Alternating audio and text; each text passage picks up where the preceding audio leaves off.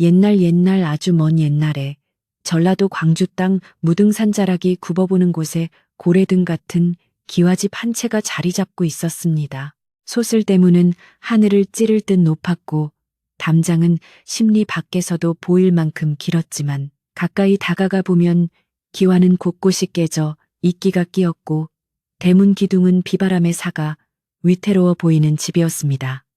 이곳은 한때 정승판서를 여럿 배출하며 떵떵거리던 최진사 댁이었으나 세월의 흐름과 잇따른 흉년 그리고 집안 어른들의 보증 빚으로 인해 가세가 급격히 기울어 이제는 끼니 걱정을 해야 할 처지가 되었습니다. 바람이 매섭게 불어오던 어느 겨울날 낡은 문풍지가 파르르 떨며 우는 소리가 마치 집안의 몰락을 슬퍼하는 곡소리처럼 들리는 듯 했습니다. 이 쓸쓸하고 넓은 집에는 10살 배기 어린 소녀 다니가 살고 있었습니다.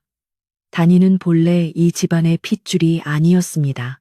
병들어 누워 계신 친정어머니의 약값을 마련하기 위해 쌀 5가마니에 이 집에 민며느리로 팔려온 아이였습니다. 민며느리란 혼례를 올리기 전 어린 나이에 시집으로 들어와 온갖 허드렛 일을 하며 자라다가 나이가 차면 정식으로 혼례를 올리는 며느리를 말했습니다. 다니는 고사리 같은 손으로 얼음을 깨어 물을 했고 자신의 키보다 큰 비를 들고 마당을 쓸며 하루하루를 보냈습니다. 찬물에 튼 손등은 거북이 등껍질처럼 갈라져 피가 배어 나왔지만 다니는 아프다고 투정 한 번 부리지 않았습니다. 그녀가 견뎌야 할 삶의 무게는 10살 아이가 감당하기에는 너무나 무거웠지만 다니는 타고난 심성이 곱고 씩씩하여 눈물을 삼키며 묵묵히 제 몫을 해내고 있었습니다. 에엥, 앙앙, 누나, 나 배고파, 추워.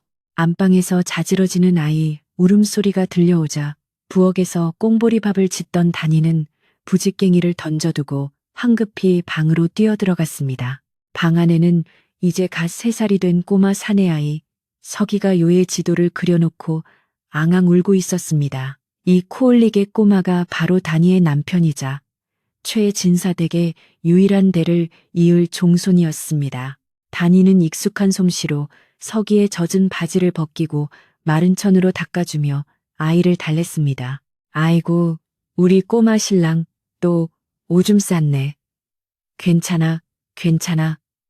누나가 뽀송뽀송한 옷 입혀줄게. 뚝 그치자. 응, 다니가 서기를 번쩍 안아 올려 등을 토닥이자 서기는 콧물을 훌쩍이며 다니의 품으로 파고들었습니다. 엄마 품을 기억조차 못하는 서기에게 다니는 누나이자 엄마였고 세상의 전부였습니다. 다니는 서기를 등에 업고 다시 부엌으로 나와 아궁이 앞에 앉았습니다. 등 뒤에서 전해지는 아이의 체온이 차가운 겨울바람을 막아주는 유일한 온기였습니다. 소뚜껑을 열자 구수한 보리밥 냄새가 피어올랐지만 쌀알은 눈을 씻고 찾아봐도 보이지 않는 거무튀튀한 꽁보리밥뿐이었습니다. 그마저도 양이 넉넉지 않아 다니는 늘 누룽지를 긁어 물에 불려 먹어야 했습니다. 다니야, 밥 다 되었느냐? 그때 건넌방에서 기침 소리와 함께 서리빨 같은 목소리가 들려왔습니다. 시어머니 최씨 부인이었습니다. 그녀는 비록 가세는 기울었으나 양반가의 법도와 체면을 목숨보다 소중히 여기는 분이었습니다. 낡아해진 비단 저고리를 기워 입으면서도 머리카락 한 올 흐트러짐 없이 쪽을 찌고 아랫사람 앞에서 흐트러진 모습을 보이지 않으려 애쓰는 꼿꼿하고 자존심 강한 여인이었습니다. 다니는 얼른 밥상을 차려 안방으로 들고 갔습니다. 어머니, 진지 드세요. 날이 차서 숭늉을 뜨겁게 끓였습니다. 최씨 부인은 밥상을 내려다 보았습니다. 반찬이라곤 묵은 김치 한 보시기와 간장 종지 하나, 그리고 꽁보리 밥이 전부였습니다. 명색이 최진사댁 종부의 밥상이라기엔 너무나 초라하여 민망할 지경이었지만 최씨 부인은 내색하지 않고 수저를 들었습니다. 그래, 애썼다. 서기는 밥 먹였느냐? 예, 아까 누룽지 끓여서 먹이고 지금은 제 등에 엎여 잡니다. 최씨 부인은 며느리의 등 뒤에서 잠든 손자의 얼굴을 잠시 애처롭게 바라보더니 묵직한 한숨을 내쉬었습니다. 내일 모레가 불천이 제사인데 조상님들 뵐 면목이 없구나. 불천위 제사는 나라에 큰 공을 세워 영구히 제사를 지내도록 왕이 허락한 신유위패를 모시는 제사로 가문의 가장 큰 영광이자 중대사였습니다. 예전 같으면 소를 잡고 돼지를 잡으며 온 동네가 떠들썩하게 잔치를 벌였을 날이지만 지금의 최진사댁 형편으로는 제사상에 올릴 과일 하나 사기도 벅찬 실정이었습니다. 게다가 이번 제사에는 한양에서 이 조판서를 지낸 이 대감마님을 비롯하여 인근 고을에 내로라 하는 양반들이 모두 참석하기로 되어 있었습니다. 만약 제사상이 초라하다면 가문의 위신은 땅에 떨어지고 조상님들 얼굴에 먹칠을 하게 될 것이 불을 보듯 뻔했습니다. 최 씨 부인의 근심은 깊어만 갔고 그 무거운 공기는 어린 다니의 어깨까지 짓누르고 있었습니다. 최 씨 부인은 장롱 깊숙한 곳에서 꼬깃꼬깃한 쌈지를 꺼냈습니다. 그것은 그녀가 시집올 때 가져왔던 은비녀와 가락지를 판 돈이었습니다. 집안의 마지막 비상금이자 자존심의 최후 보루였습니다. 다니야, 잘 듣거라. 이 돈을 가지고 장터에 가서 제수용 고기와 조기를 사오너라. 가장 좋고 실한 놈으로 골라야 한다. 쌀도 한 말 사오고. 이번 제사는 우리 집안의 명운이 달린 일이다. 알겠느냐? 다니는 시어머니의 비장한 눈빛에 압도되어 두 손으로 돈을 받쳐 들었습니다. 예, 어머니. 명심하겠습니다. 좋은 것으로 꼼꼼히 살펴보고 사오겠습니다. 다니는 돈을 품속 깊이 넣고 옷핀으로 주머니 입구를 단단히 여민 뒤 장터로 향할 채비를 했습니다. 그런데 대문 밖 앙상한 감나무 뒤에서 이 모든 광경을 지켜보는 수상한 그림자가 있었습니다. 불안 눈에 듬성듬성 난 수염, 낡은 갓을 삐딱하게 쓴 그는 바로 서기의 당숙, 최 씨 부인의 시숙벌 되는 사람이었습니다. 그는 젊은 시절부터 노름과 술에 빠져 가산을 탕진하고 친척집을 전전하며 빌부터 사는 집안의 골칫덩어리였습니다. 최진사 댁이 망해가는 데에는 그의 몫도 적지 않았습니다. 그는 며칠 전부터 최 씨 부인이 제사 준비를 위해 돈을 마련할 것이라 짐작하고 승냥이처럼 집 주위를 맴돌고 있었던 것입니다. 다니가 대문을 나서자 당숙은 비열한 웃음을 흘리며 그 뒤를 밟기 시작했습니다. 형수님이 꽁쳐둔 돈이 꽤 되는 모양인데 저것만 있으면 며칠 전 투전판에서 잃은 돈을 만회하고도 남겠어. 이번 판은 운수가 좋아. 다니는 등 뒤에 서늘한 시선이 느껴져 자꾸만 뒤를 돌아보았습니다. 하지만 탄탄 골목길에는 찬바람만 쌩쌩 불 뿐 아무도 보이지 않았습니다. 다니는 옷깃을 여미며 발걸음을 재촉했습니다. 기분 탓일 거야. 빨리 장을 봐서 돌아와야 해. 어머니가 저렇게 걱정하시는데 내가 실수를 하면 안 돼. 장터는 설 대목처럼 붐비지는 않았지만 제수용품을 사러 나온 사람들로 활기가 넘쳤습니다. 다니는 정육점에 들러 붉은 살코기에 마블링이 꽃처럼 피어난 최상급 소고기 2근을 샀습니다. 생선가게에서는 눈이 맑고 비늘이 은빛으로 빛나는 큼지막한 조기 3마리를 골랐습니다. 쌀가게에서는 셉쌀 1마를 샀습니다. 물건을 고르는 다니의 눈매는 10살 어린 아이라고는 믿기지 않을 만큼 매섭고 꼼꼼했습니다. 아이고, 최진사 댁 꼬마 며느리 아니냐. 야무지기도 하지. 어쩜 이렇게 좋은 물건만 쏙쏙 골라간다니? 상인들은 다니의 솜씨에 혀를 내두르며 칭찬을 아끼지 않았습니다. 다니는 무거운 장바구니를 양손에 나눠들고 등에는 쌀자루를 맨 채 집으로 향했습니다.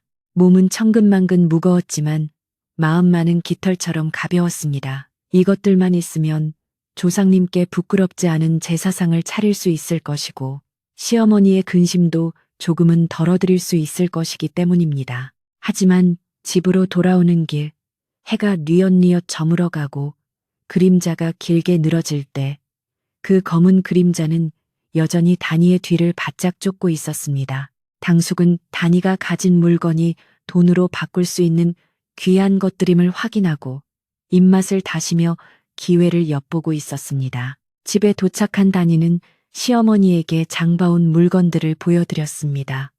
최 씨 부인은 고기와 생선을 살펴보고는 오랜만에 옅은 미소를 지었습니다. 그래, 참으로 실한 것들로 잘 사왔구나.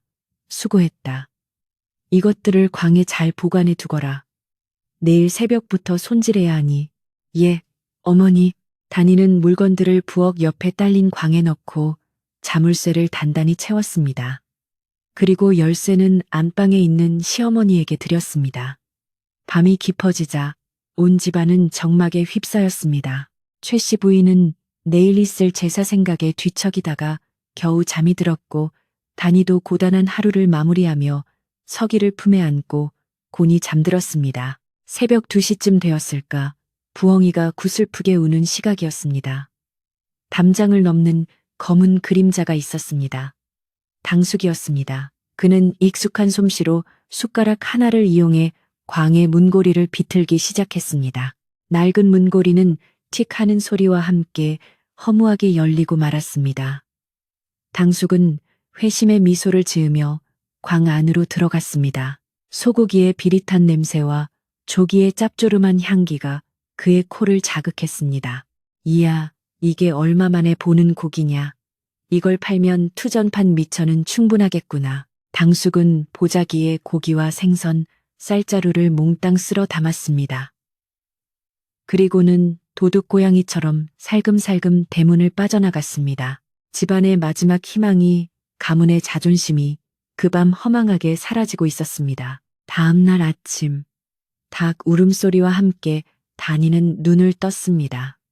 세수를 하고 부엌으로 나가려는데 이상하게 광문이 살짝 열려 있는 것이 보였습니다. 다니의 심장이 쿵하고 내려앉았습니다. 설마 하는 마음으로 광문을 활짝 열어젖힌 다니는 그 자리에 얼어붙고 말았습니다. 텅 빈 선반, 바닥에 흩어진 쌀알 몇 개만이 덩그러니 남아있을 뿐 어제 사온 귀한 제수용품들은 흔적도 없이 사라져버렸기 때문입니다. 어머니, 어머니! 다니의 다급한 비명소리가 새벽의 정적을 깨뜨렸습니다.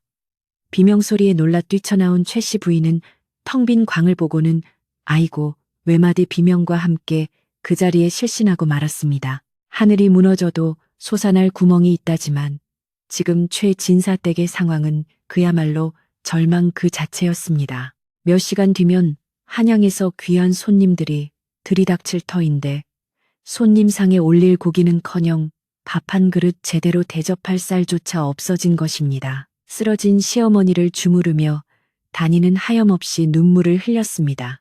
그때 부엌 구석 바구니에 담겨있던 지난가을 김장을 하고 버리다시피 남겨둔 묵고리들이 다니의 눈에 들어왔습니다.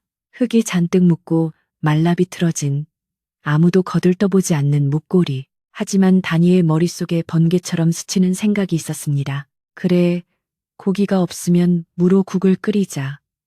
우리에겐 아직 30년 된 시간장이 남아있어. 10살 꼬마 며느리 다니의 눈빛이 다시금 반짝이기 시작했습니다. 최진사댁의 안주인 최 씨 부인은 찬바닥에 쓰러진 채 좀처럼 정신을 차리지 못했습니다. 텅 빈 광을 확인한 순간 그녀의 마음속 기둥 하나가 와르르 무너져 내린 것입니다. 핏기 없는 얼굴로 겨우 눈을 뜬 그녀는 다니의 손을 붙잡고 통곡했습니다. 다니야, 이제 다 끝났다. 300년을 이어온 우리 가문의 명예가 오늘 내 손에서 끝나는구나. 이 대감마님이 어떤 분이시냐? 임금님의 스승이셨던 분이다. 그런 귀한 손님상에 고기 한 점, 생선 한 토막 올리지 못하다니. 차라리 내가 지금 혀를 깨물고 죽는 게 낫겠다. 최 씨 부인의 절규는 단순한 엄살이 아니었습니다. 체면을 목숨보다 중시하는 조선의 사대부가에게 조상님 제사를 망치고 손님을 홀대한다는 것은 죽음보다 더한 치욕이었기 때문입니다. 그녀의 눈물은 마루를 적시고 집안의 공기를 무겁게 짓눌렀습니다. 다니는 울고 있는 시어머니를 부축해 안방 아랫목에 눕혔습니다. 그리고 단호한 목소리로 말했습니다. 어머니, 죽다니요. 당치 않습니다. 호랑이에게 물려가도 정신만 차리면 산다고 했습니다. 비록 고기와 생선은 없지만 아직 우리에게는 쌀이 조금 남아있고 밭에는 무가 있습니다. 제가 어떻게든 해볼 테니 어머니는 마음 굳게 드세요. 10살 꼬마 며느리의 당찬 말에 최 씨 부인은 힘없이 고개를 저었습니다. 그깟 무로 무엇을 한단 말이냐. 고기 없는 제사상은 안고 없는 찐빵이요. 향기 없는 꽃이다. 시어머니의 절망은 깊었지만 단이는 물러서지 않았습니다. 그녀의 머릿속에는 이미 희미하지만 분명한 요리의 그림이 그려지고 있었기 때문입니다. 단이는 서둘러 부엌으로 달려갔습니다. 부엌 구석에는 지난 가을 김장을 하고 남은 버리기 아까워 쌓아둔 묵고리들이 흙투성이로 뒹굴고 있었습니다. 무의 몸통은 깍두기와 동치미를 담그느라 다 쓰고 뿌리 쪽에 가늘고 꼬불꼬불한 꼬리 부분만 남은 것이었습니다. 보통 양반집에서는 거들떠보지도 않고 소여물로 주거나 버리는 부위였습니다. 하지만 단이는 그 못생긴 묵고리들을 보물처럼 주워 담았습니다. 너희들이 오늘 우리 집안을 살려야 한다. 단이는 차가운 우물물을 길어와 원손을 호호 불어가며 묵고리를 씻기 시작했습니다.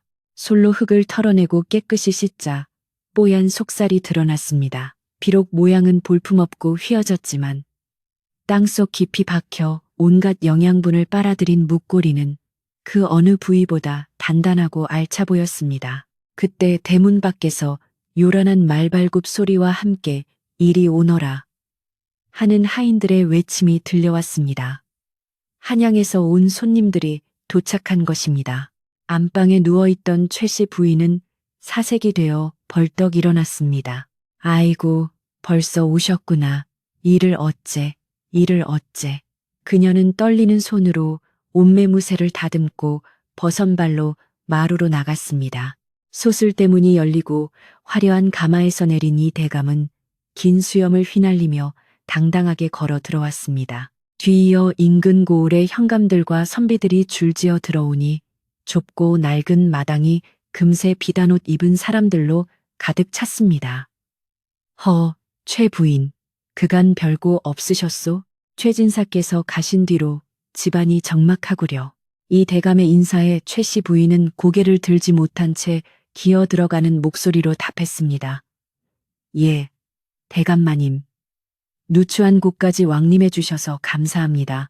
손님들을 사랑채로 모신 최 씨 부인은 부엌으로 달려와 발을 동동 구르며 단이를 재촉했습니다.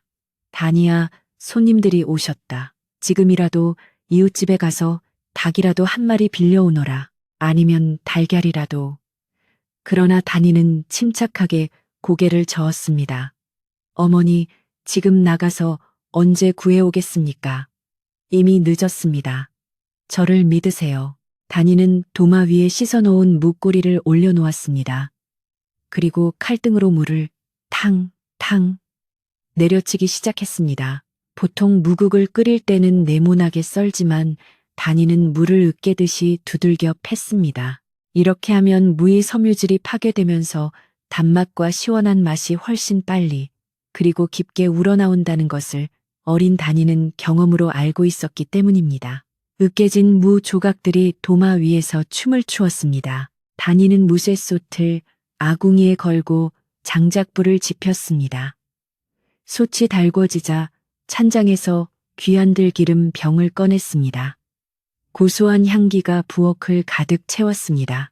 단이는 으깨진 물을 솥에 넣고 들기름과 함께 달달 볶기 시작했습니다. 치익 하는 소리와 함께 무가 투명하게 익어가면서 구수한 냄새가 피어올랐습니다. 고기가 없으니 들기름의 고소함으로 기름진 맛을 대신하고 물을 충분히 볶아 깊은 맛을 끌어내려는 속셈이었습니다. 어느 정도 무가 볶아지자 단이는 미리 길어둔 맑은 쌀뜨물을 솥에 부었습니다. 크러 하는 소리와 함께 하얀 김이 솟구쳐 올랐습니다. 이제 국물이 끓어오르기를 기다리는 일만 남았습니다. 하지만 이것만으로는 부족했습니다. 고기 육수를 대신할 결정적인 한 방이 필요했습니다. 단이는 부엌 뒷문을 열고 장독대로 나갔습니다. 겨울 햇살 아래 옹기종기 모여있는 장독들 중 가장 안쪽에 자리 잡은 작고 투박한 항아리 하나가 눈에 들어왔습니다.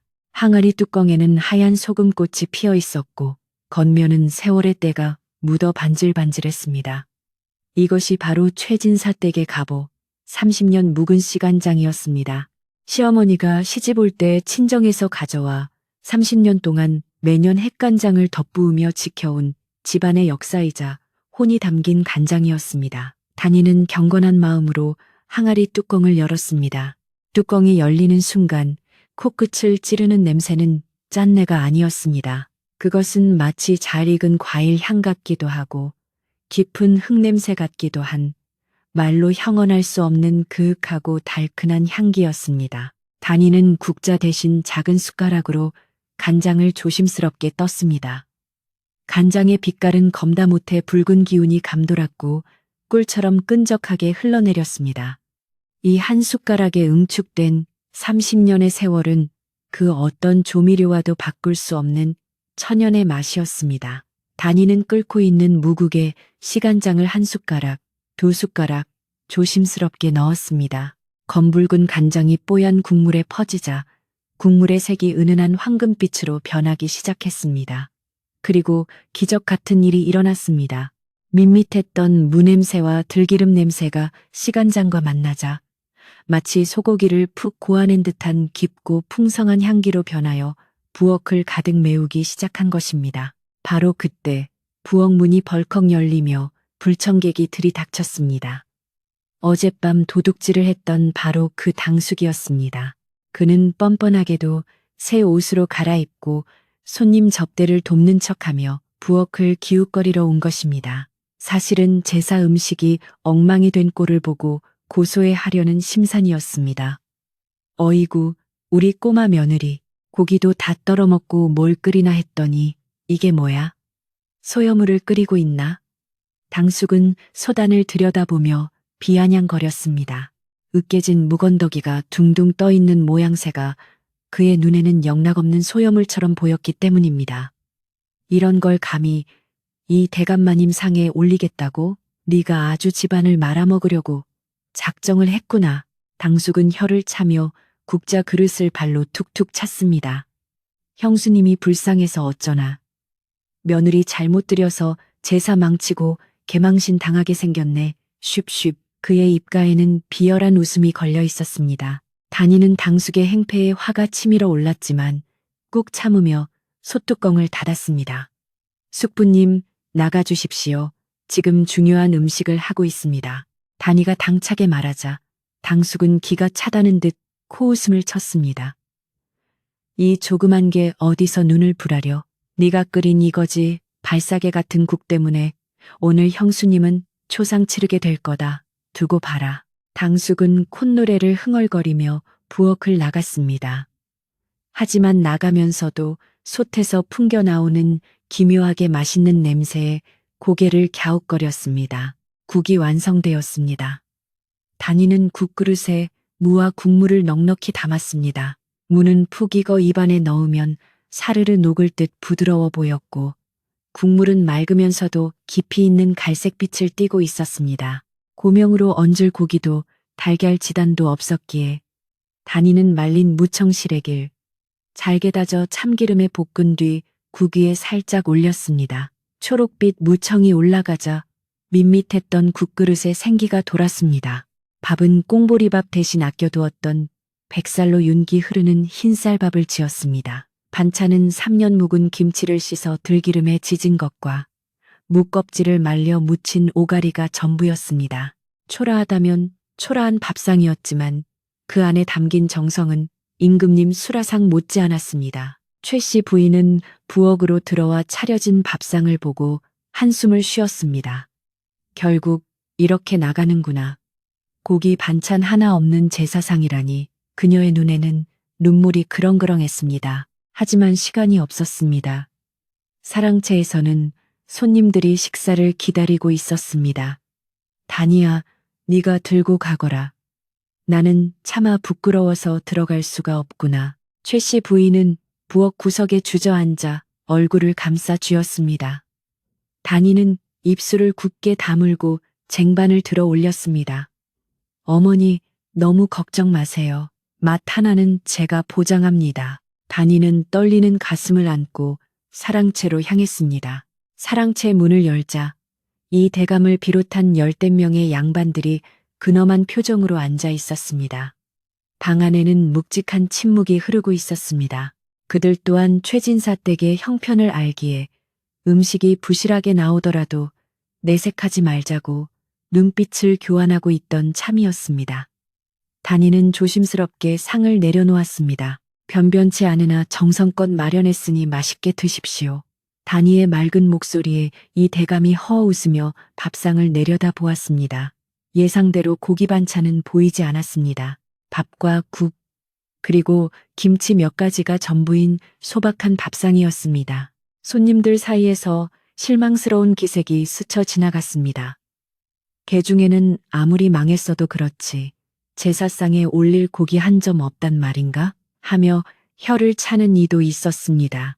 특히 문가에 앉아있던 당숙은 회심의 미소를 지으며 이 광경을 즐기고 있었습니다. 자, 이제 곧 숟가락을 던지며 화를 내겠지. 그러면 내가 나서서 형수님의 무능함을 탓하고 집안의 살림권을 뺏어와야지. 당숙은 자신의 시나리오대로 흘러가는 상황에 쾌재를 불렀습니다. 이대감은 예의상 숟가락을 들었지만 젓가락이 갈 곳이 없어 잠시 머뭇거렸습니다. 국이라도 식기 전에 드시지요. 이 대감이 점잖게 말하며 숟가락으로 국물을 떴습니다. 맑은 듯하면서도 진한 빛깔이 도는 국물이었습니다.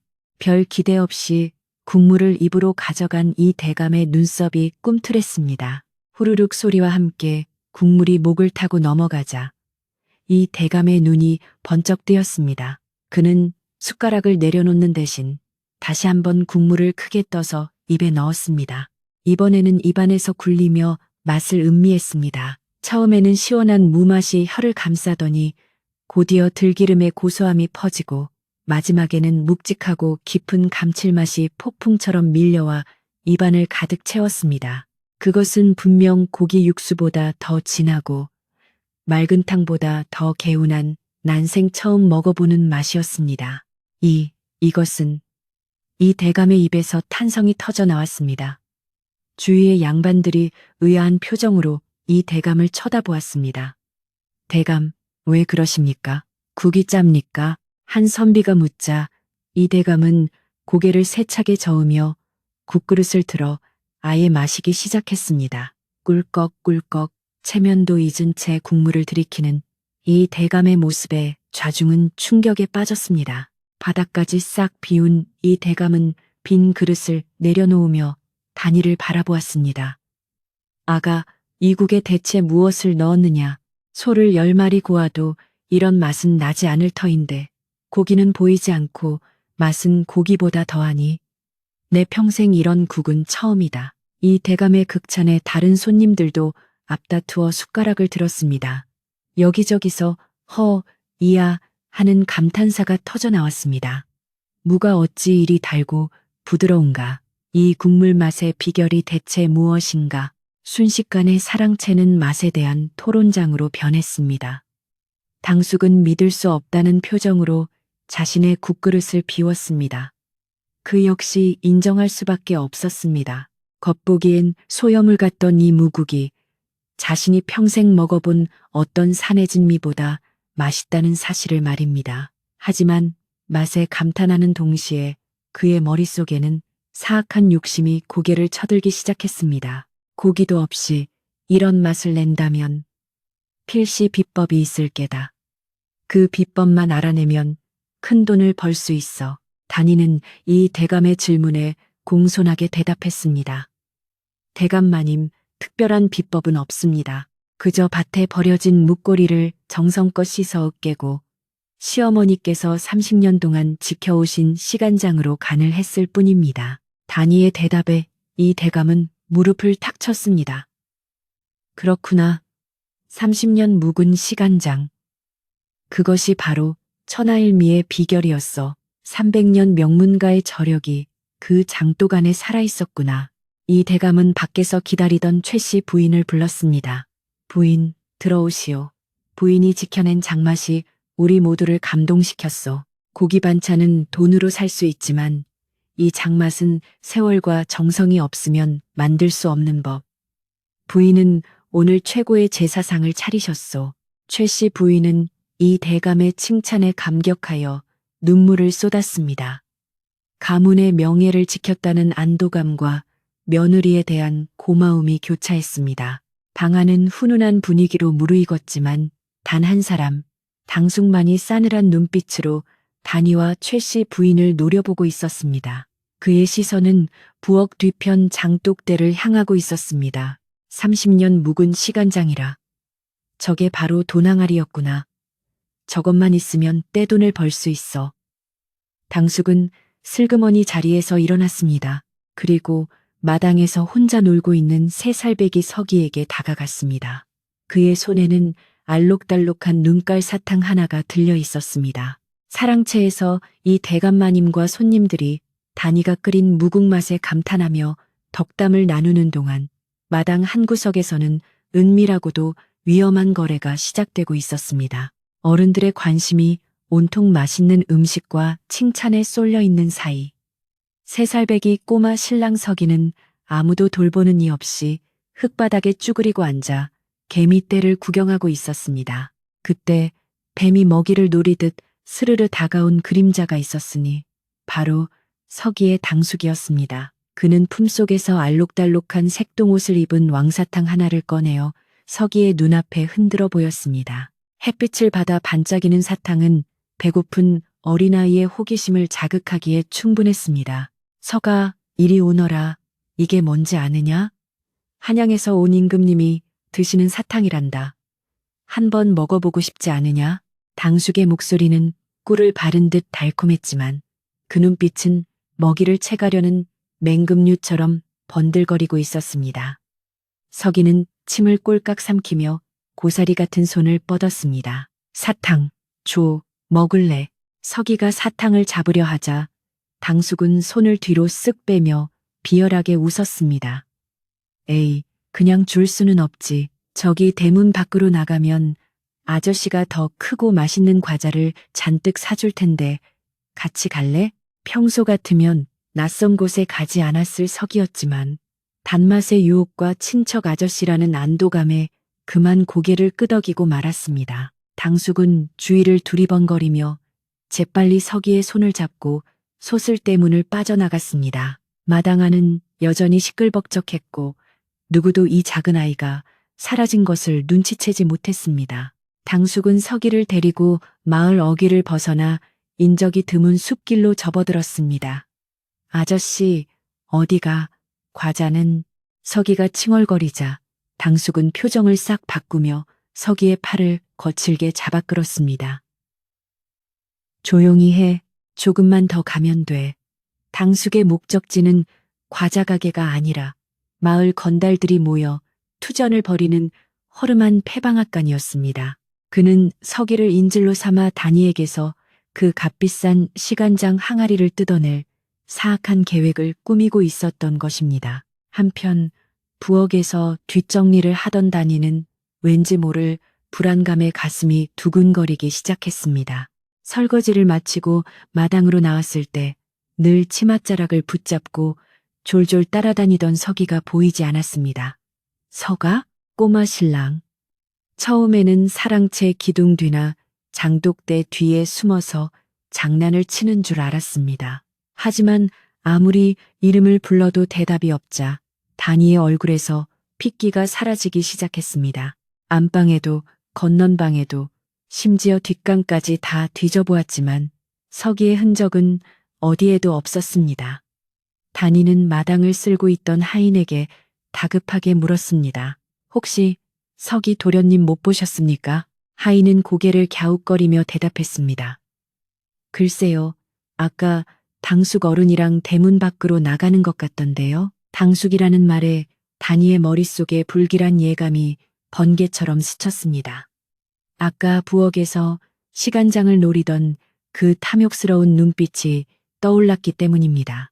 단이는 앞치마를 벗어던질 새도 없이 대문 밖으로 뛰쳐나갔습니다. 마을 길을 따라 정신없이 달리며 서기의 이름을 불렀지만 돌아오는 것은 차가운 바람 소리뿐이었습니다.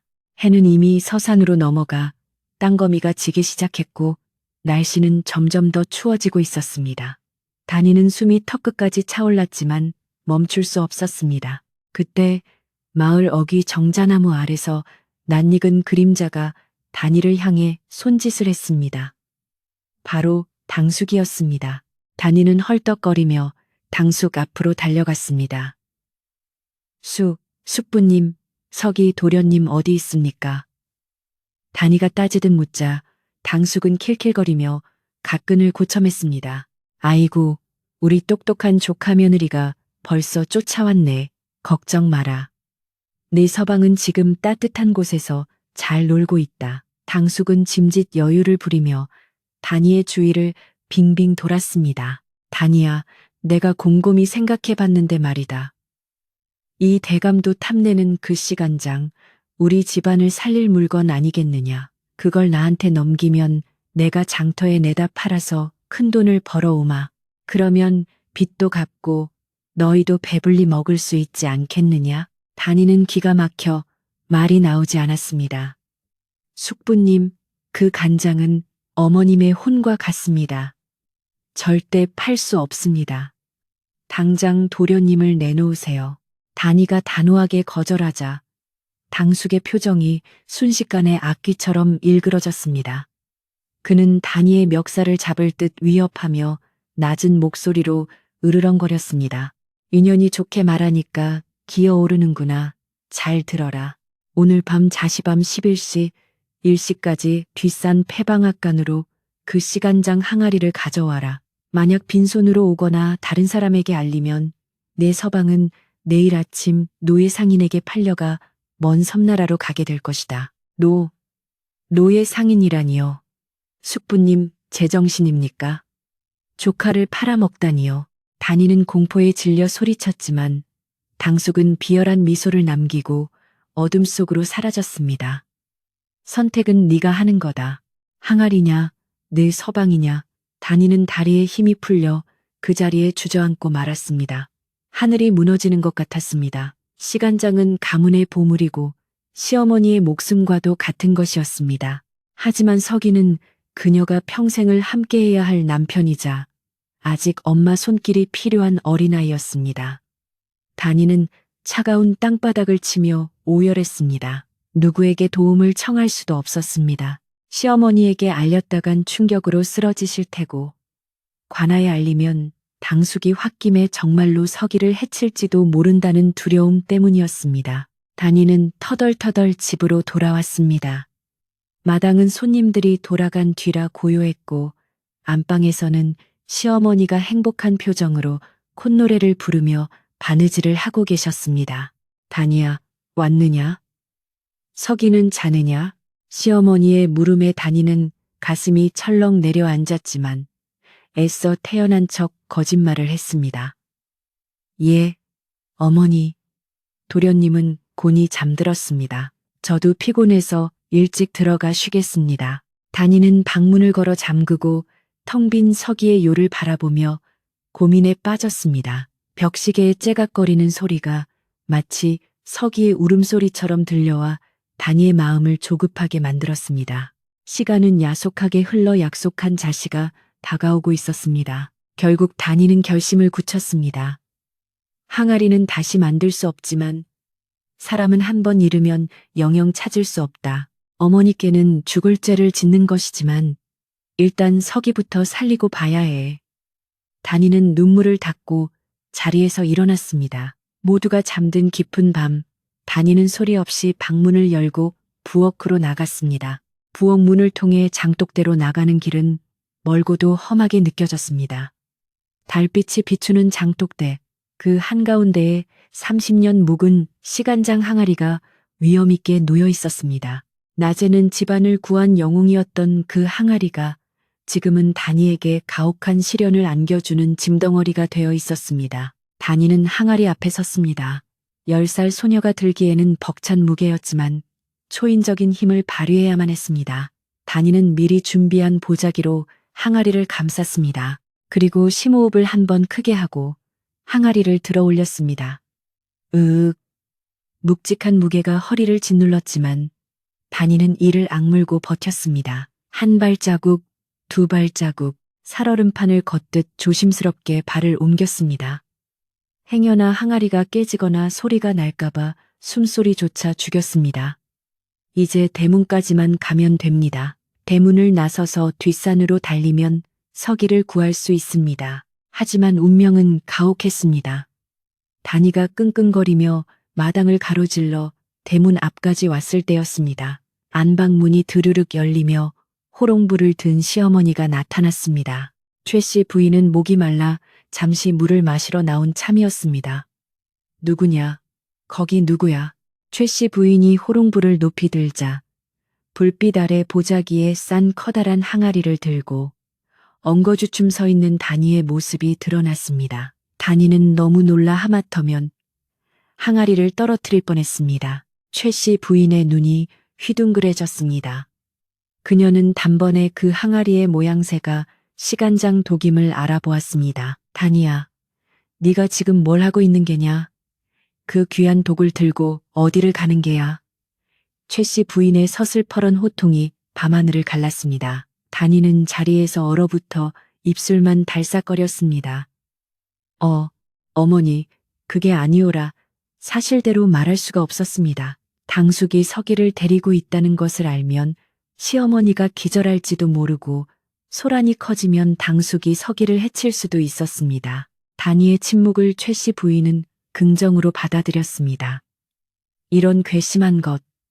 낮에 이 대감마님이 칭찬 좀 해줬다고 눈이 돌았느냐? 가세가 기우니 네가 보물을 훔쳐 달 하나 팔아먹으려 했구나. 최 씨 부인은 배신감에 치를 떨며 다니에게 달려들어 뺨을 올려붙였습니다. 짝 하는 소리와 함께 다니의 고개가 돌아갔고 볼이 붉게 부어 올랐습니다. 내가 너를 딸처럼 여기려 했거늘 은혜를 원수로 갚다니 내 친정 어머니 약값이 필요했느냐? 아니면 도망가고 싶었느냐? 그렇다고 집안의 혼을 훔쳐 최 씨 부인은 항아리를 빼앗아 들고 다니를 매섭게 몰아붙였습니다. 다니는 바닥에 무릎을 꿇고 울면서 빌었습니다. 어머니, 잘못했습니다. 제발 저를 보내주세요. 사정이 있어서 그럽니다. 제발요. 하지만 최 씨 부인의 귀에는 변명으로만 들릴 뿐이었습니다. 사정? 도둑질에 무슨 사정이 있느냐. 꼴도 보기 싫다. 너 같은 도둑년을 며느리로 둔 내가 죄인이다. 최 씨 부인은 다니의 뒷덜미를 잡아 부엌 옆에 있는 광창고로 끌고 갔습니다. 한겨울의 광은 냉동고나 다름없이 추웠습니다. 최 씨 부인은 다니를 광 안으로 밀어넣고 밖에서 쇠 자물쇠를 덜컥 채워버렸습니다. 오늘 밤 그 안에서 네 죄를 뉘우쳐라. 날이 밝으면 친정으로 쫓아낼 테니 그리 알아라. 시어머니의 발소리가 멀어지고 다니는 캄캄하고 차가운 광 안에 홀로 남겨졌습니다. 다니는 멍하니 닫힌 문을 바라보았습니다. 뺨의 통증보다 가슴이 찢어지는 듯한 아픔이 더 컸습니다. 시어머니의 오해와 비난은 견딜 수 있었지만 당장 자시가 지나면 서기가 팔려갈지도 모른다는 공포가 그녀를 압도했습니다. 서가, 불쌍한 우리 서기. 누나가 미안해. 다니는 차가운 바닥에 주저앉아 하염없이 눈물을 흘렸습니다. 광안은 쥐 죽은 듯 조용했고 창문 틈으로 들어오는 칼바람만이 다니의 젖은 볼을 때렸습니다. 모든 것이 끝난 것만 같았습니다. 항아리는 빼앗겼고 밖으로 나갈 수도 없으니 서기를 구할 방법은 요원해 보였습니다. 하지만 다니는 주저앉아 울고만 있을 아이가 아니었습니다. 그녀는 눈물을 쓱 닦고 일어섰습니다. 이대로 있으면 서기는 정말로 영영 잃게 될 것이었습니다. 호랑이 굴에 들어가도 정신만 차리면 산다고 했어. 분명 나갈 방법이 있을 거야. 다니는 어둠 속에서 더듬거리며 광안을 살피기 시작했습니다. 문은 밖에서 잠겨 있어 꿈쩍도 하지 않았습니다. 벽은 두꺼운 흙벽이라 뚫을 수 없었습니다. 절망적인 상황에서 다니의 눈에 들어온 것은 천장 가까이에 있는 작은 환기구였습니다. 어른이라면 절대 통과할 수 없는 좁은 구멍이었지만 10살인 단이, 그것도 못 먹어서 깡마른 단이라면 어쩌면 빠져나갈 수 있을지도 몰랐습니다. 단이는 광구석에 쌓여있는 쌀가마니와 괴짝들을 끌어모아 층층이 쌓기 시작했습니다. 고사리 같은 손에 가시가 박히고 손톱이 깨졌지만 아픔을 느낄 겨를이 없었습니다. 높이 쌓아 올린 괴짝 위로 위태롭게 올라간 단이는 환기구의 낡은 나무 창살을 잡고 힘껏 흔들었습니다. 우지끈 하는 소리와 함께 삭은 나무 창살 하나가 부러져 나갔습니다. 차가운 밤 공기와 함께 달빛이 쏟아져 들어왔습니다. 희망의 빛이었습니다. 단이는 있는 힘을 다해 몸을 끌어올려 환기구 틈으로 머리를 밀어 넣었습니다. 어깨가 끼어 살점이 뜯겨나가는 듯했지만 단이는 비명 대신 이를 악물고 몸을 비틀어 밖으로 빠져나갔습니다. 마당으로 떨어진 단이는 숨 돌릴 틈도 없이 다시 부엌 쪽으로 향했습니다. 시어머니가 빼앗아간 시간장 항아리는 다시 장독대 제자리에 놓여 있을 것이 뻔했습니다. 단이는 장독대로 달려가 항아리를 확인했습니다. 다행히 그대로 있었습니다. 하지만 이번에는 항아리를 가져갈 생각이 없었습니다. 당숙에게 항아리를 주면 그는 돈을 챙긴 뒤에도 또다시 서기를 볼모로 잡아 집안을 괴롭힐 것이 분명했기 때문입니다. 단이의 머릿속에는 위험하지만 확실한 새로운 계획이 떠올랐습니다. 항아리를 지키지 못할 바엔 차라리 내 손으로 끝내는 게 나아.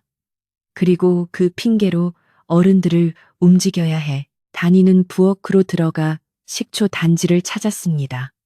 시큼한 냄새가 코를 찔렀습니다.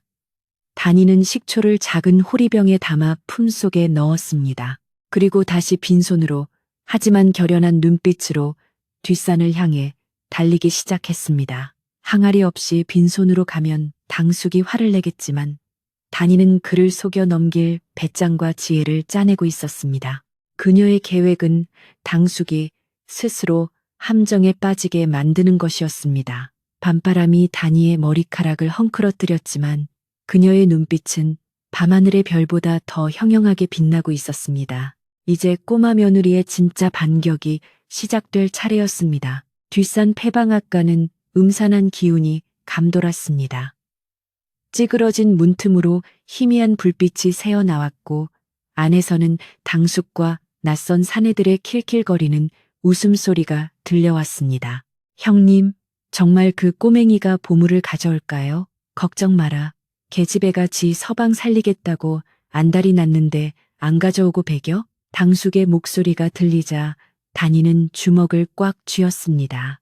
단이는 심호흡을 한번 하고 쾅하고 문을 박차고 들어갔습니다.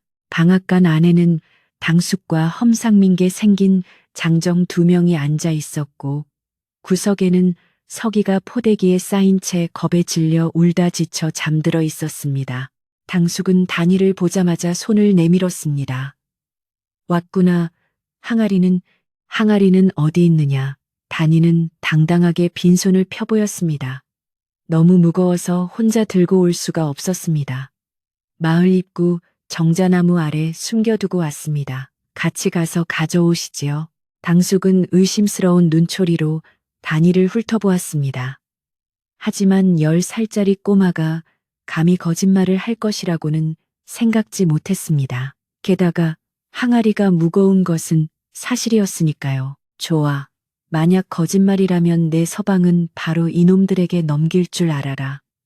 당숙은 장정들에게 눈짓을 하며 일어섰습니다. 장정들은 전문 도둑들로 당숙이 시간장을 팔아먹기 위해 한통속이 된 자들이었습니다. 그들은 서기를 방앗간에 둔 채 단이를 앞세우고 마을 입구로 향했습니다. 하지만 단이의 목적지는 정자나무가 아니었습니다. 그녀는 일부러 발소리를 크게 내며 집으로 가는 지름길이 아닌 관아 술라군 야간 경비병들이 다니는 큰 길 쪽으로 그들을 유도했습니다. 그리고 마음속으로 숫자를 세었습니다. 1, 2, 3. 단이의 계획은 간단했습니다. 도둑들이 항아리에 정신이 팔린 사이 그들을 관아의 순찰구역으로 유인하여 소란을 피우는 것이었습니다. 하지만 그때 예상치 못한 변수가 발생했습니다. 집에서 탈출한 다니를 찾으러 나온 최 씨 부인과 잠이 깼던 이 대감이 횃불을 든 하인들을 이끌고 저 멀리서 나타난 것입니다. 최 씨 부인은 다니가 사라진 것을 알고 혼비백산하여 찾아 헤매던 중이었습니다. 저기 있다. 저기 다니가 있다. 하인의 외침에 당숙과 도둑들은 화들짝 놀랐습니다. 인연이 감히 우리를 속여? 당숙이 다니의 머리채를 잡으려던 순간 다니는 품속에 있던 식초병을 꺼내 들었습니다. 그리고 소리쳤습니다. 가까이 오지 마. 오면 이 식초를 마셔버리고 혀를 깨물 거야. 내가 죽으면 시간장 항아리가 어디 있는지 영영 모르게 될 거야. 다니의 기상천외한 협박에 당숙도 달려오던 최 씨 부인도 모두 얼어붙고 말았습니다. 칠흑 같은 어둠 속 10살 소녀의 목숨을 건 도박이 시작되고 있었습니다. 칠흑 같은 어둠을 가르고 나타난 수십 개의 횃불이 마을 어귀를 대낮처럼 환하게 밝혔습니다. 이 대감과 최 씨 부인 그리고 관아의 포졸들까지 합세한 무리는 다니와 당숙이 대치하고 있는 현장을 에워쌌습니다. 갑작스러운 불빛에 눈이 부신 당숙과 도둑들은 흠칫 놀라 뒷걸음질 쳤지만 교활한 당숙은 이내 표정을 바꾸고 선수를 쳤습니다. 그는 억울하다는 듯 가슴을 치며 고래고래 소리를 질렀습니다. 아이고 대감마님, 형수님 잘 오셨습니다. 제가 이 도둑년이 집안의 가보인 시간장 항아리를 훔쳐 달아난다는 첩보를 입수하고 요놈들을 시켜 잡으려던 참이었습니다. 이 어린 것이 외간 남자랑 눈이 맞아 야반도주를 하려다 딱 걸린 것이지요. 당숙의 뻔뻔한 거짓말은 청산유수였습니다. 그는 자신의 죄를 덮어씌우기 위해 어린 조카 며느리를 파렴치한 도둑으로 몰아세웠습니다. 최 씨 부인은 당숙의 말에 혼란스러운 표정으로 다니를 바라보았습니다. 아까 광에 가둘 때 다니가 항아리를 들고 있었던 것은 사실이었기에 시어머니의 마음속에는 의심의 싹이 아직 남아 있었던 것입니다. 하지만 다니는 당황하지 않았습니다. 그녀는 손에 들고 있던 식초병을 바닥에 내려놓고 또랑또랑한 목소리로 외쳤습니다. 대감마님, 저 자의 말은 모두 거짓입니다. 저는 도망치려던 게 아니라 납치된 석이 도련님을 구하러 온 것입니다. 납치라는 말에 최 씨 부인의 얼굴이 사색이 되었습니다. 뭐라? 석이가 납치되었다니 그게 무슨 소리냐? 당숙은 펄쩍 뛰며 부인했습니다. 형수님, 듣지 마십시오. 도둑질하다 들키니까 미쳐서 헛소리를 하는 겁니다. 석이는 집에서 잘 자고 있지 않습니까? 그때 다니가 침착하게 이 대감 앞으로 나아가 읍소했습니다. 대감마님, 만약 제가 도둑이라면 어찌하여 인적이 드문 산길이 아니라 관아의 술라군들이 다니는 이 큰 길로 나왔겠습니까? 그리고 정말 제가 도망치려 했다면 왜 빈손으로 있겠습니까? 항아리는 저들이 탐내어 훔치려 한 것입니다. 다니의 논리 정연한 말에 이 대감은 고개를 끄덕였습니다. 당숙의 말대로 다니가 도망자라면 진보다리 하나 없이 빈손인 것이 이상했고 굳이 사람들이 많은 곳으로 나온 것도 이치에 맞지 않았습니다. 이 대감은 매서운 눈으로 당숙 뒤에 서 있는 두 장정을 노려보았습니다. 저들은 누구냐? 네가 고용한 하인들이냐? 당숙은 식은땀을 흘리며 더듬거렸습니다. 예, 제가 급하게 고용한 짐꾼들입니다. 그러자 다니가 놓치지 않고 파고들었습니다. 거짓말입니다. 저 사람들의 허리춤을 보십시오. 저들이 들고 있는 것은 짐꾼들이 쓰는 배찌끈이 아니라 도둑들이 물건을 훔칠 때 쓰는 굵은 마 밧줄입니다. 사람들의 시선이 일제히 장정들의 허리춤으로 쏠렸습니다. 과연 그들의 허리에는 시커먼 마 밧줄이 감겨 있었습니다. 다니는 계속해서 말을 이었습니다. 장사꾼이나 짐꾼들은 귀한 항아리를 옮길 때 깨지지 않도록 지프로 짠 가지니 전용 운반틀을 사용합니다. 하지만 저들은 항아리 주둥이를 참에어 짐짝처럼 들고 뛰기 위해 거친 밧줄을 가져왔습니다. 저것은 보물을 귀하게 여기는 주인의 태도가 아니라 빨리 훔쳐서 달아나려는 도둑의 채비입니다. 다니의 예리한 지적에 이 대감은 무릎을 탁 쳤습니다. 오호라, 어린아이의 눈썰미가 매섭구나. 내 말이 옳다. 상인들은 물건을 자식처럼 다루지 저렇게 투박한 밧줄로 묶지 않는다. 이 대감의 호령의 포졸들이 장정들을 포위했습니다. 겁을 먹은 도둑들은 당숙을 손가락질하며 자백하기 시작했습니다. 나리, 살려주십시오. 저희는 아무것도 모릅니다. 저 양반이 시간장 항아리만 훔쳐주면 큰 돈을 주겠다고 해서. 당숙의 얼굴은 흑빛으로 변했습니다. 모든 것이 들통난 것입니다. 하지만 최 씨 부인은 여전히 믿을 수 없다는 표정이었습니다. 그럼 우리 서기는 정말 어디 있단 말이냐. 단이는 당숙이 나왔던 뒷산 쪽을 가리켰습니다. 폐방앗간에 있습니다.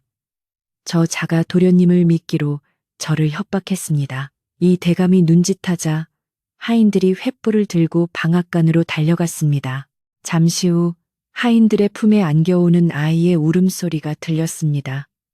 으앙, 누나, 무서워. 꽁꽁 언손발로 울고 있는 서기의 모습이 보이자 최 씨 부인은 비명을 지르며 아이를 끌어안았습니다. 아이고, 내 새끼. 이 짐승만도 못한 놈이 조카를 볼모로 잡다니. 최 씨 부인은 분노에 차서 당숙의 멱살을 잡고 흔들었습니다. 당숙은 바닥에 주저앉아 고개를 들지 못했습니다. 이 대감은 엄숙한 목소리로 판결을 내렸습니다. 친족을 납치하고 가문의 보물을 훔치려 한 죄. 그 죄질이 매우 무겁다. 여봐라. 저놈들을 당장 관하로 압송하여 엄벌에 처하라. 포졸들이 당숙과 도둑들을 줄줄이 엮어 끌고 갔습니다.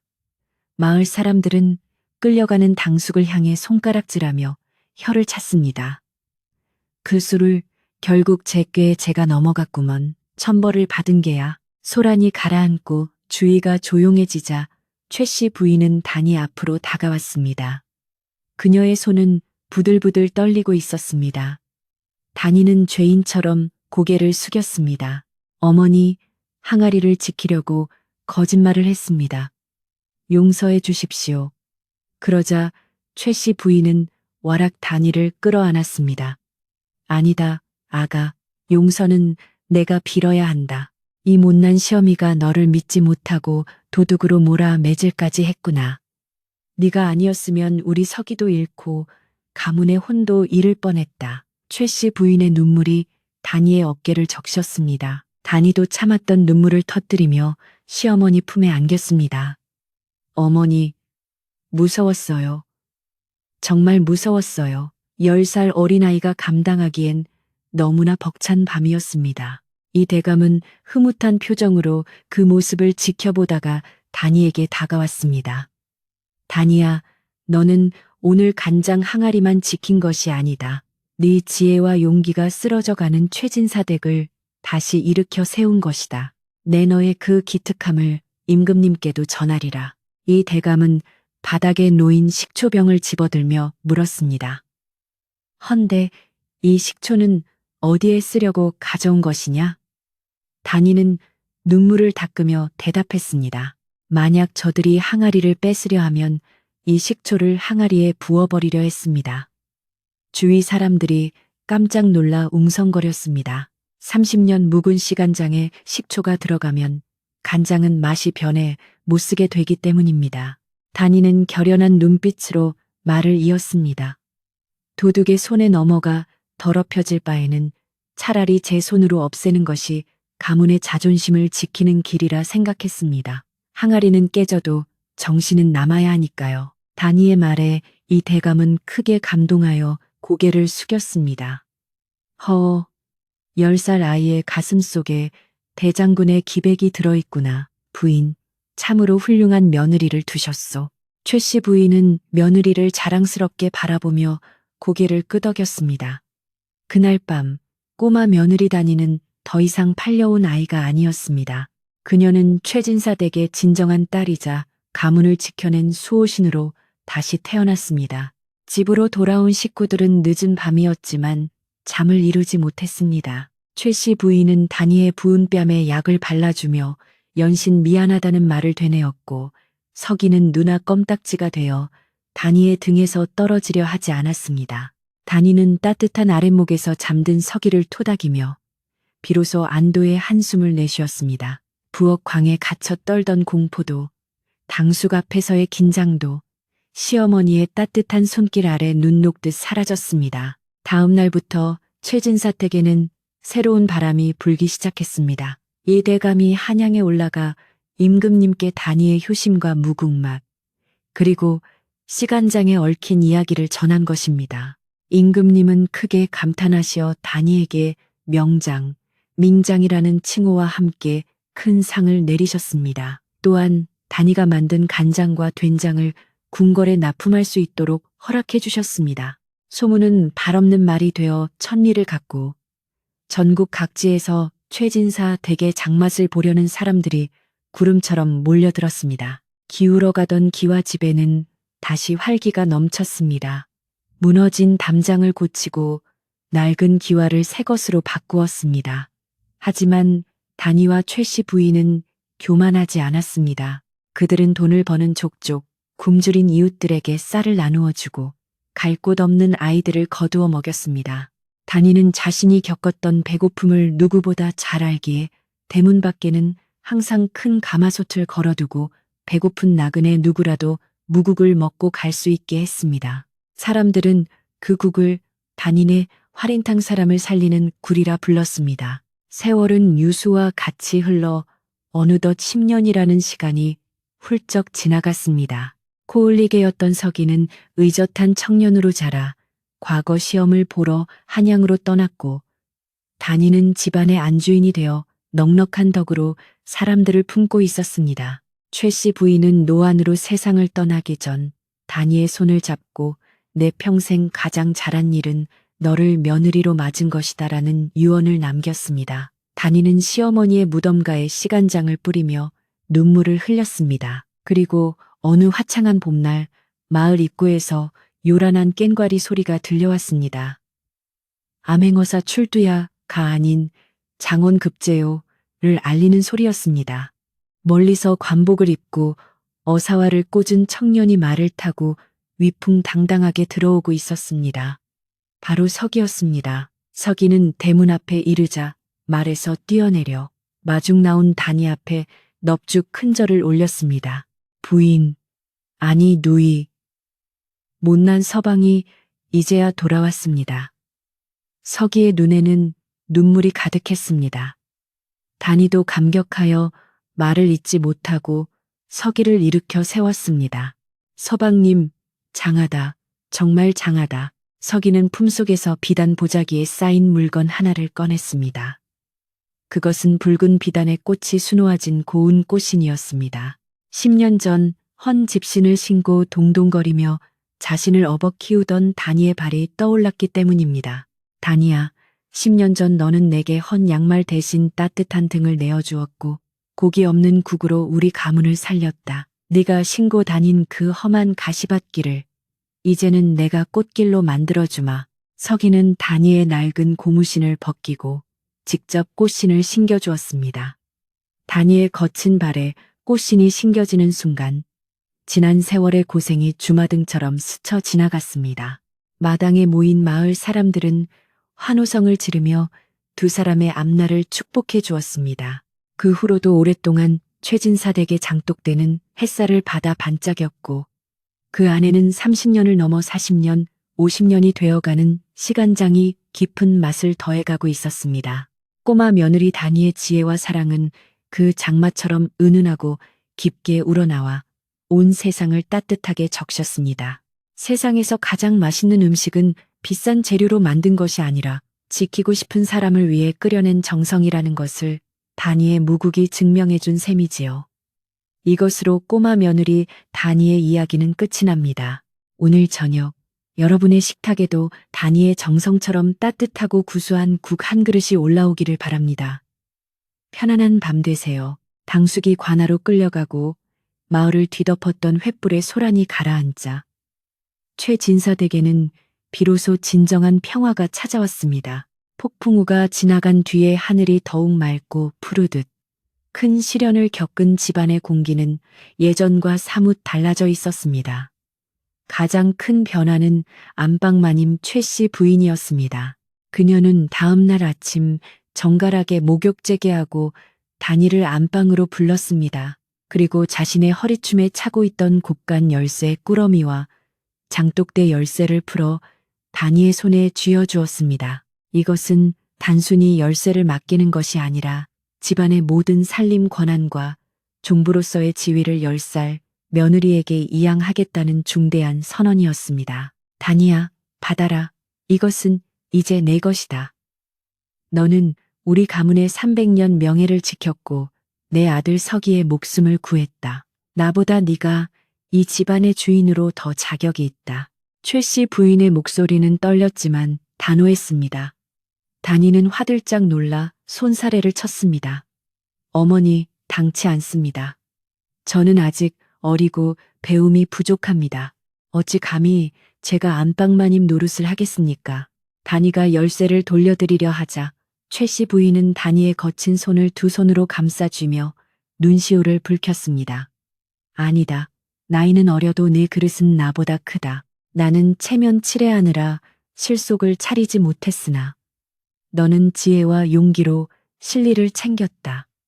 부디 이 열쇠를 받아 늙은 나를 편하게 해다오. 시어머니의 간곡한 부탁에 다니는 결국 열쇠 꾸러미를 받아들었습니다. 묵직한 쇳덩이의 무게가 손바닥을 눌렀지만 그것은 부담감이 아닌 책임감으로 다가왔습니다. 그날 이후 최 씨 부인은 며느리를 아가라 부르지 않고 새아기라 부르며 깍듯이 대우했고 집안의 대소사를 논할 때도 반드시 다니의 의견을 먼저 물었습니다. 마을 사람들은 며느리를 하늘처럼 떠받드는 최 씨 부인을 보며 혀를 내둘렀지만 그 내막을 아는 사람들은 고개를 끄덕이며 그럴 만도 하지. 다니는 며느리가 아니라 복덩이 그 자체니까 라고 입을 모았습니다. 집안은 다니의 야무진 손끝에서 다시금 윤기가 흐르기 시작했습니다. 얼마 후 한양으로 올라갔던 이 대감마님이 다시 광주로 내려왔습니다. 이번에는 혼자가 아니라 임금님의 교지를 든 내관들과 함께였습니다. 마을 어귀부터 요란한 나팔 소리가 울려 퍼지고 최진사댁 마당에는 비단 돗자리가 깔렸습니다. 어명이요. 내관의 카랑카랑한 목소리에 최 씨 부인과 다니 그리고 어린 서기는 마당에 엎드려 절을 올렸습니다. 임금님은 이 대감에게서 다니의 지혜와 효심 그리고 그 기가 막힌 무국과 시간장에 대한 이야기를 전해 듣고 크게 감동하시어 상을 내리신 것입니다. 교지에는 다니를 숙부인 정삼품 당상관의 아내에게 내리는 품계에 봉한다는 파격적인 내용과 함께 최진사댁의 시간장을 궁중 진상품으로 지정한다는 명이 적혀 있었습니다. 전하께서 친히 하사하신 명장밍장 현판이요.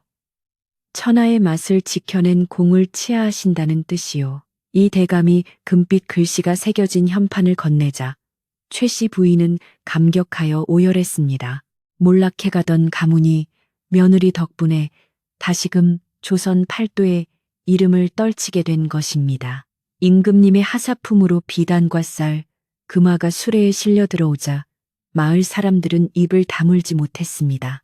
세상에 무국 한 그릇이 집안을 일으켰네 그려. 지성이면 감천이라더니 다니의 정성이 하늘에 닿은 게야. 사람들의 찬사가 쏟아졌지만 다니는 들뜨거나 교만해지지 않았습니다. 그녀는 오히려 더욱 낮은 자세로 엎드려 성은에 감사할 뿐이었습니다. 왕실 진상품으로 지정되었다는 소문이 나자 최진사댁 문턱은 전국 각지에서 몰려든 상인들과 구경꾼들로 달아 없어질 지경이었습니다. 다들 그 전설의 시간장 맛을 보고 싶어 했고 돈은 얼마든지 줄 테니 간장을 팔라고 아우성을 쳤습니다. 집안은 순식간에 부자가 되었습니다. 뚫린 지붕을 고치고 무너진 담장을 새로 쌓았으며 헐벗었던 식구들은 비단옷을 입게 되었습니다. 하지만 다니는 비단옷 대신 여전히 무명옷을 즐겨 입었고 쌀밥 대신 잡곡밥을 먹으며 검소한 생활을 이어갔습니다. 그녀는 재물은 물과 같아서 고이면 썩고 흘려보내야 맑아진다는 말을 입버릇처럼 했습니다. 단이는 몰려드는 재물을 곳간에 쌓아두는 대신 대문 밖에 커다란 가마솥을 걸었습니다. 그리고 매일 새벽부터 물을 썰고 장을 풀어 그 유명한 무국을 끓였습니다. 배고픈 사람은 누구든지 와서 드시고 가세요. 돈은 받지 않습니다. 단이의 외침에 거지들부터 가난한 여행자, 흉년에 시달리는 농민들까지 수많은 사람이 줄을 섰습니다. 뜨끈한 무국 한 그릇에 밥 한 덩이를 말아 먹은 사람들은 꽁꽁 얼었던 몸과 마음이 녹아내리는 것을 느꼈습니다. 사람들은 이 국을 단이의 이름을 따서 단인의 활인탕 사람을 살리는 굴이라 불렀고 그녀를 살아있는 관세음보살이라 칭송했습니다. 세월은 유수와 같이 흘러 어느덧 10년이 훌쩍 지났습니다. 강산도 변한다는 그 긴 시간 동안 단이의 정성어린 보살핌 속에 코흘리게였던 꼬마 신랑 서기는 훤칠하고 의젓한 13살 소년으로 성장했습니다. 서기는 어릴 때부터 단이의 등에서 천자문을 떼었고 단이가 밤새 파바느질을 하며 밝힌 호롱불 아래서 논어를 읽었습니다. 서기에게 단이는 아내이자 어머니였고 스승이자 가장 든든한 버팀목이었습니다. 서기는 철이 들면서 자신의 아내가 겪은 고초와 희생을 뼈저리게 깨달았고 반드시 과거에 급제하여 누이의 고생을 헛되게 하지 않겠다고 굳게 다짐했습니다. 서기의 학문은 날로 깊어졌습니다. 그는 총명하여 하나를 가르치면 열을 알았고 글 읽는 소리가 담장을 넘어 온 마을에 울려 퍼졌습니다. 단이는 그런 서기의 뒷바라지를 위해 손에 물마를 날이 없었습니다. 여름에는 부채질로 더위를 식혀주고 겨울에는 화로를 안고 책을 읽는 서기의 발을 자신의 배로 녹여주었습니다. 서방님, 힘들지 않으세요? 좀 쉬었다 하세요. 단이가 걱정스레 물으면 서기는 단이의 거친 손을 잡으며 말했습니다. 내 공부가 아무리 힘들다 한들 누이가 겪은 지난 세월의 고생에 비할 수 있겠소. 나는 잠시도 쉴 수 없소. 어린 신랑의 눈빛에는 단이에 대한 깊은 사랑과 존경이 서려 있었습니다. 그러던 어느 해 겨울, 시어머니 최 씨 부인이 노안으로 조용히 세상을 떠났습니다. 그녀는 임종 직전 단이의 손을 꼭 잡고 유언을 남겼습니다. 내 딸 단이야, 너를 만나 내 인생의 후반은 봄날처럼 따뜻했다. 너는 내 며느리가 아니라 하늘이 보내준 선물이었다. 부디 서기와 백년해로 하며 행복하게 살거라. 최 씨 부인은 편안한 미소를 지으며 눈을 감았고 단이는 친정 어머니를 잃은 것보다 더 서럽게 통곡하며 시어머니의 마지막 가는 길을 배웅했습니다. 장례를 치른 후 단이는 더욱 가장으로서의 책임감을 다잡으며 서기의 과거 준비에 매진했습니다. 드디어 서기가 한양으로 과거 시험을 보러 떠나는 날이 되었습니다. 단이는 밤새 정성껏 지은 도포와 갓을 서기에게 입혀주었습니다. 서방님, 부디 몸조심하시고 평소 실력대로만 하고 오세요. 결과는 하늘에 맡기시고요. 단이는 진보다리에 직접 만든 주먹밥과 비상약, 그리고 서기가 좋아하는 곶감을 챙겨 넣었습니다. 서기는 대문 앞에서 단이에게 큰 절을 올렸습니다. 누이, 다녀오겠소. 내 반드시 장원 급제하여 금이 환영할 테니 그때까지 부디 강건하시오. 서기의 말은 허세가 아닌 굳은 약속이었습니다. 서기가 떠난 뒤 단이는 매일 새벽 정화수를 떠놓고 장독대 앞에서 기도를 올렸습니다. 비나이다, 비나이다, 천지신명님께 비나이다. 우리 서방님 가는 길에 구름을 걷어주시고 붓끝에 신령한 기운을 내려주소서. 단이의 기도는 비가 오나 눈이 오나 하루도 빠짐없이 계속되었습니다. 그녀의 무릎은 굳은 살이 박혀 거뭇해졌지만 남편을 위한 정성은 조금도 식지 않았습니다. 마을 사람들도 한마음으로 서기의 급제를 빌어주었습니다. 단이의 덕행에 감화된 마을 전체가 서기를 자신들의 아들처럼 응원하고 있었던 것입니다. 한 달이 지나고 두 달이 지났습니다. 마을 어귀에 살구꽃이 흐드러지게 피던 어느 따스한 봄날, 마을 입구에서 요란한 꽹과리 소리와 나팔 소리가 울려 퍼지기 시작했습니다. 암행어사 출두야, 가 아닌 장원 급제여. 최진사 댁석이 도련님이 장원 급제를 하셨소. 소식을 알리는 파발마의 외침이 산천을 뒤흔들었습니다. 밭에서 일하던 다니는 그 소리를 듣고 쟁기를 놓친 채 멍하니 서 있었습니다. 꿈인가 생시인가 싶어 볼을 꼬집어 보았지만 분명히 들려오는 벅찬 소식이었습니다. 마님, 마님, 서방님이 오십니다. 장원 급제를 하셨답니다. 하인들이 헐레벌떡 뛰어와 소리쳤습니다. 다니는 버선발로 대문 밖으로 뛰쳐나갔습니다. 멀리서 푸른 관복을 입고 머리에는 어사와 임금이 하사한 꼴을 꽂은 청년이 백마를 타고 위풍당당하게 들어오고 있었습니다. 그 뒤로는 악대와 구경꾼들이 구름처럼 따르고 있었습니다. 늠름하게 자란 서기의 모습은 눈이 부셔서 차마 똑바로 쳐다볼 수 없을 지경이었습니다. 10년 전 오줌을 싸고 울던 코울릭의 꼬마의 모습은 온데간데 없고 천하를 호령할 기상을 지닌 대장부가 되어 돌아온 것입니다. 서기는 대문 앞에 서 있는 단이를 발견하자마자 말에서 뛰어내렸습니다. 그리고 체면도 잊은 채 흙바닥을 달려와 단이 앞에 넙죽 엎드렸습니다. 부인, 못난 남편이 이제야 돌아왔소. 서기의 목소리는 물기로 젖어 있었습니다. 단이는 황급히 몸을 굽혀 서기를 일으켜 세우려 했습니다. 서방님, 어찌 이러십니까? 이러시면 옷이 더러워집니다. 어서 일어나십시오. 하지만 서기는 요지부동이었습니다. 그는 고개를 들어 단이를 올려다 보았습니다. 그의 눈에는 그동안 참아왔던 그리움과 감사가 넘실거리고 있었습니다. 옷이 더러워지는 것이 대수겠소. 내 부인의 헌신이 없었다면 오늘의 영광은 없었을 것이요. 이 절은 나라님의 녹을 먹는 관리가 아니라 한 사람의 남편으로서 내 평생의 은인에게 올리는 것이요. 서기는 단이에게 큰 절을 올렸습니다. 주변에 모인 마을 사람들과 관아의 관리들 모두가 숨을 죽이고 이 감동적인 장면을 지켜보았습니다. 단이의 눈에서 하염없이 눈물이 흘러내려 흙바닥을 적셨습니다. 그것은 지난 10수년간의 고생과 서름을 모두 씻어내는 기쁨의 눈물이었습니다. 서기는 자리에서 일어나 품속에서 비단 보자기에 쌓인 물건 하나를 꺼냈습니다. 단이야, 손 좀 내밀어 보아라. 단이가 부끄러워하며 거친 손을 뒤로 감추려 하자 서기는 억지로 단이의 손을 잡아 끌었습니다. 그리고 그녀를 팻마루에 앉히고 신고 있던 낡고 해진 집신을 벗겼습니다. 단이의 발은 오랜 노동으로 인해 발 뒤꿈치가 갈라지고 발톱이 깨져 엉망이었습니다.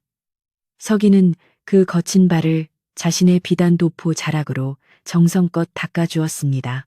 단이는 너무나 송구하여 어쩔 줄 몰라 했지만 서기의 손길은 따뜻하고 부드러웠습니다. 서기는 보자기 속에서 붉은 비단에 화려한 꽃수가 놓인 꽃신을 꺼냈습니다. 10년 전 너는 3살배기 나를 업고 다니느라 내 발이 피투성이가 되는 줄도 몰랐지. 네가 흘린 피땀이 거름이 되어 내가 이렇게 꽃을 피울 수 있었다. 이제는 내가 너를 업고 다니마. 앞으로 너의 인생에는 이 꽃신처럼 향기롭고 아름다운 일들만 가득하게 해주겠다. 서기는 단이의 발에 꽃신을 신겨주었습니다. 투박한 발에 신겨진 꽃신은 조금 어색해 보였지만 세상 그 어떤 보석 구두보다 빛나고 아름다웠습니다. 서방님, 흑흑, 단이는 말을 잇지 못하고 서기의 품에 안겼습니다. 서기는 단이를 힘껏 안아주며 등을 토닥였습니다. 고맙다, 정말 고맙다. 나의 누이이자 나의 어머니이자 나의 사랑하는 아내여. 두 사람의 포옹 위로 벚꽃잎이 눈처럼 흩날렸습니다. 마을 사람들은 환호성을 지르며 풍악을 울렸고 잔치는 밤새도록 이어졌습니다. 최진사댁 마당에는 웃음소리가 끊이지 않았고 솥에 걸린 묵국 냄새는 온 마을을 구수하게 감쌌습니다. 그 후로도 서기는 조정의 높은 벼슬에 올랐으나 늘 청렴 결백하여 백성들의 존경을 받았습니다.